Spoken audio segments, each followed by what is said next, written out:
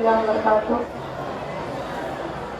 So I want to give a disclaimer that আমার বাংলা ভালো না, তাই আমি উর্দুতে বলবো. So respected dignitaries on the dais, off the dais, and my dear students. So I will start with my speech with a couplet कि उठो ये मंजरे शब्ताब देखने के लिए, उठो ये मंजरे शब्ताब देखने के लिए कि नींद शर्त नहीं ख्वाब देखने के लिए, शर्त नहीं ख्वाब देखने के लिए. So thank you Nazrul Islam sir, जिनसे मेरी मुलाकात आलिया यूनिवर्सिटी के थोड़ा सा शांत हो गए. So आलिया यूनिवर्सिटी के एक फंक्शन में हुई थी and at that time we didn't know each other. I was told he is the sir Syed Ahmed Khan of West Bengal.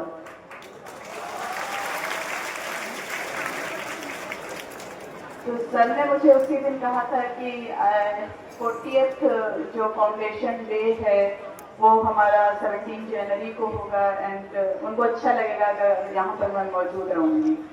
तो उसी सोच के साथ मैं यहाँ पर आई हूँ और आज मुझे जितनी भी जानकारी हुई उसके बारे में थोड़ा, जितना मुझे बांग्ला समझ में आई और थोड़ा मैंने वेबसाइट के थ्रू देखा तो ये पता चला कि महज कुछ 7 अदद बच्चों के साथ ये जो सफ़र आपने शुरुआत की थी 1987 में, वो आज उस 76,000 प्लस बच्चे हैं उसमें.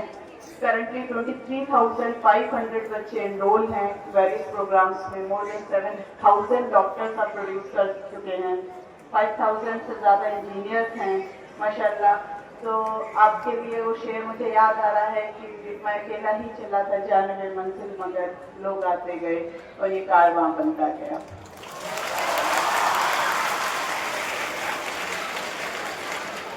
शुक्रिया.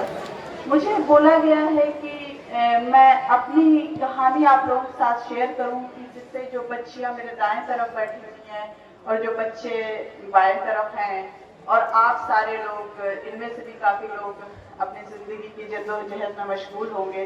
तो उस तरह से मैं अपनी छोटी सी कहानी को, वैसे मैंने इसे काफ़ी बार 3-4 बार बोला है, लेकिन जिससे कुछ मोटिवेशन हो जाए. और सर ने कहा है कि सिर्फ अगर 3 लोग भी यहाँ से निकल आए, IAS, IPS, सिविल सर्विसेज, जजेस, सुप्रीम कोर्ट में, हाई कोर्ट में या डिस्ट्रिक्ट कोर्ट में, तो ये जो प्रोग्राम है ये सफल हो जाएगा. तो उसी के तहत मैं शुरुआत करना चाहती हूँ.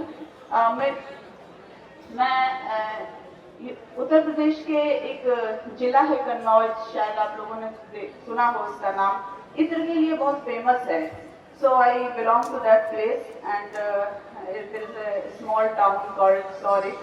So I was very bright student from my childhood days. तो लोग कहते थे कि इसको कलेक्टर बनना है. तो उस टाइम UPSC तो नहीं पता था, बस ये पता था कलेक्टर होता है कुछ, तो वो बनना है. तो 5th क्लास में मैंने, मतलब 10th में 12th में जैसे आप बच्चे बहुत अच्छा परफॉर्म किए वैसे ही मेरी भी UP मेरिट में रैंक थी. देन आई डिड ग्रेजुएशन, तो उसमें भी गोल्ड मेडलिस्ट रही.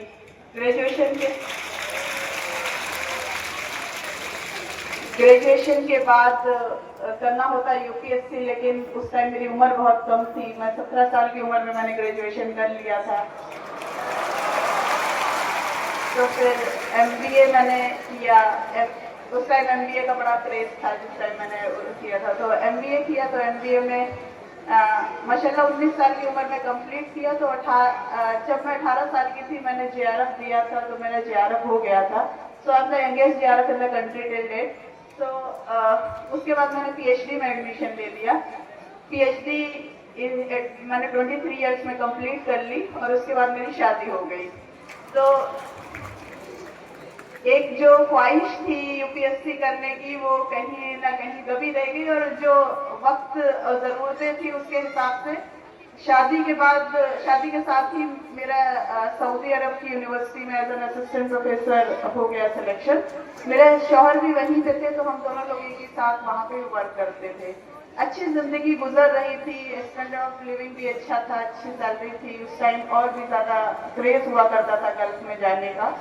लेकिन फिर 2015 का रिजल्ट आता है यूपीएससी का, तो मेरे अंदर की जो ख्वाहिश थी वो दोबारा से वो जगी कि मुझे यूपीएससी करना है। So I told this to my husband.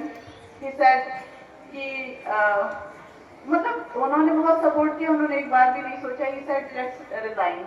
तो हमने जब ये बात जो हमारे इंडियन कम्युनिटीज के लोग सऊदी में थे, जहाँ जजान में यूनिवर्सिटी में थी, मैंने वहाँ पे बोली। सो वो लोग बोले कि क्या पागलपन की बात कर रहे हो, दोनों लोग यहाँ पे सेटल्ड हो, लोग यहाँ पे ख्वाहिश करते हैं आने की, और तुम लोग अच्छी जॉब में हो, उसके बाद एक ऐसी चीज के लिए जाना चाहते हो जिसका कोई ये भी नहीं पता होगा कि नहीं होगा। तो we took that risk, came back to India. हमने हमारे टीम को पता चला, उन्होंने सोचा कि ये शायद सैलरी से खुश नहीं है, तो उन्होंने 30% का हाइक भी दे दिया। लेकिन फिर भी हमने कहा नहीं, मुझे इंडिया वापस जाना है, क्योंकि मुझे अपने लोगों के बीच में काम करना है, मुझे बाहर के लोगों के बीच में काम नहीं करना है। तो कहीं ना कहीं ऐसा लगता था ब्रेन ड्रेन की तरह हो गया।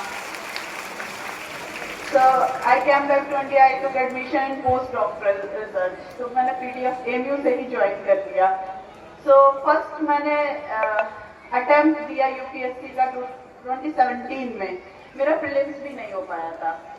तो मुझे लगा नहीं, it's not my cup of T, ये तो बहुत कुछ टफ होता है। So I have given other examination to, तो उन सभी एग्जामिनेशन में मेरा हो गया था। तो Coal India has given the first result, so I join Coal India as a management trainee. सो एक साल मैंने उसमें काम किया। उसी दौरान मैंने यूपीएससी दोबारा से लिखा and I have also given UP PCS. तो उसी टाइम एक ब्लेसिंग इन डिस्गाइज ऐसी हुई कि मेरी एक मेजर सर्जरी हो गई। तो उस सर्जरी में मुझे 45 डेज का रेस्ट मिल गया, और ये प्रीलिम्स था 2 जून को था उस साल, और 30 अप्रैल को सर्जरी हुई थी, तो मुझे 9 मई से रेस्ट मिल गया। तो I did my level best उस एग्जाम को क्रैक करने के लिए। तो अल्हम्दुलिल्लाह दोनों एग्जाम मेरे क्रैक हो गए। तो हमें ऐसा नहीं है कि जो आपको परेशानियां आ रही हैं वो कहीं ना कहीं आपको आपके लिए दिक्कत कर रही है। अल्लाह ताला कभी को किसी के बोझ उठाने की हैसियत से ज्यादा तकलीफ नहीं देता। तो अल्लाह इज द बेस्ट प्लानर, जैसा सर ने बोला था। उसमें हर जो परेशानी इम्तहान है, उसमें कहीं ना कहीं एक बहुत ज्यादा एक अपॉर्चुनिटी छुपी हुई होती है। हमें कोशिश करना है उसको पहचानने की। Then I got Indian Railway Traffic Service, sir. So IRTS मुझे मिला। I joined UPS IRTS।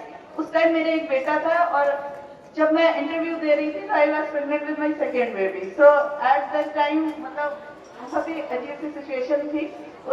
ये लोग कहते थे कि बच्चों के बाद तो क्या ही सर यूपीएससी की तैयारी करना। तो 2 बच्चों के बाद मैंने पहली बार निकाला यूपीएससी। फिर उसके बाद मेरा पीसीएस का रिजल्ट आ गया। तो पीसीएस में मुझे एसडीएमशिप ऑफर हो गई।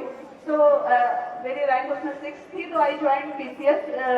तो फिर मैंने 4 साल यूपी में एज सब डिविजनल मजिस्ट्रेट काम किया। देन मेरा एक लास्ट अटेम्प्ट बचा था, बिकॉज अटेम्प्ट तो मेरे